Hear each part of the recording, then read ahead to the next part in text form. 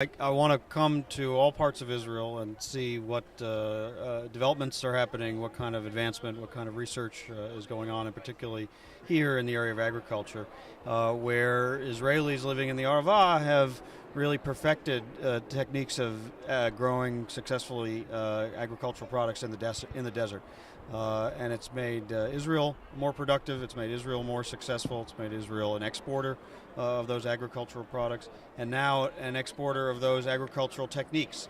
And today I met students coming from Burma and Cambodia and Vietnam and Laos and Thailand to study here how they can take the techniques that Israelis perfected back to their countries. So this is a good example of Israel making a real contribution not only to its own development but to the world, and it's supported in many cases by JNF, Karen Kayemet L'Israel, which is in turn supported by many, many Americans. And I've met some of the Americans today who are giving their time and their money to support those efforts. Okay, thank you very much. You're welcome. You're very nice. Okay, sir.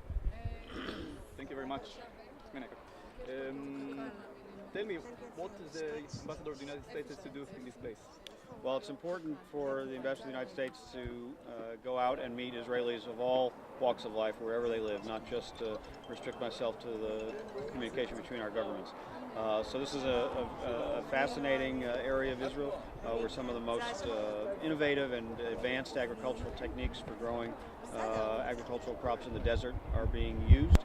They're helping to develop this part of Israel. They're making Israel an exporter of those products, but also an exporter of those agricultural techniques.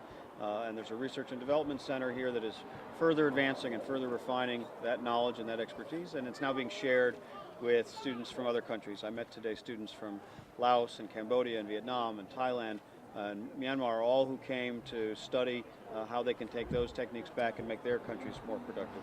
So it's a way that Israel makes a contribution to its own development and to its relations and the development of other countries. And we as Americans are always happy to see Israel succeeding in that way. There's a lot of Americans here